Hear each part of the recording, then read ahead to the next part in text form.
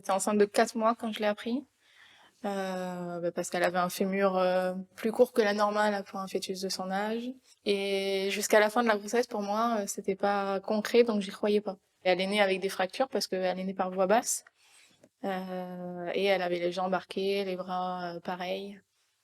Et du coup, forcément, par voie basse, donc des fractures. Moi, je sais que dans les premiers temps, j'avais souvent peur qu'elle se fasse mal. Encore maintenant, mais moins. Parce que elle est devenue autonome et elle est consciente de sa fragilité. Au départ, elle n'avait pas de personne pour l'aider, donc d'AVS. L'AVS, son rôle, c'est aider, protéger aussi pour qu'elle soit dans un périmètre de sécurité.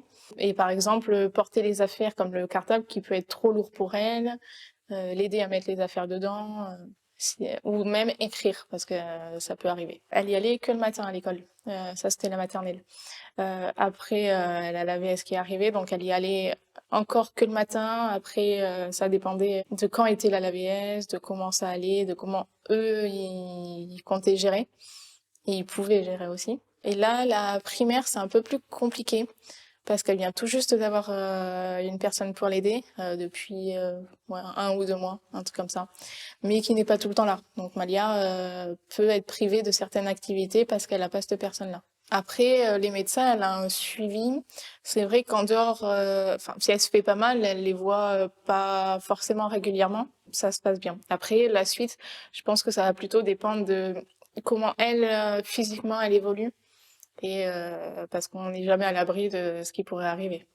Elle a eu beaucoup de fractures, notamment, principalement sur les fémurs gauche et là. Sur le bras gauche. Il y a une fracture, c'était une fracture de fatigue, mais après, les jambes, c'était surtout dû à l'apprentissage de la marche.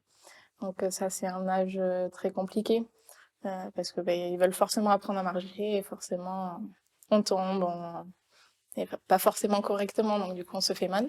C'est vrai que c'est des enfants qu'on peut pas forcément bébé porté par-dessous les bras, par exemple, comme un enfant qui n'a pas forcément de pathologie ou autre, parce que c'est un risque de fracture. Concernant sa maladie, en fait, elle est au courant de sa maladie depuis longtemps, on lui en parle. On lui lit des livres aussi par rapport à ça, donc elle sait à peu près la globalité de ce qu'elle doit savoir et qu'elle peut comprendre.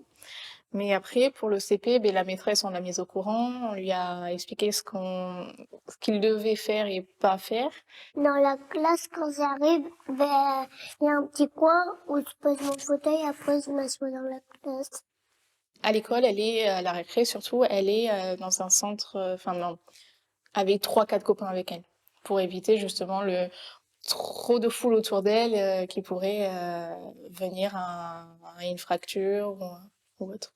Moi, ce que je conseillerais, c'est de privilégier le rapprochement par rapport aux médecins ou l'association plutôt que sur Internet.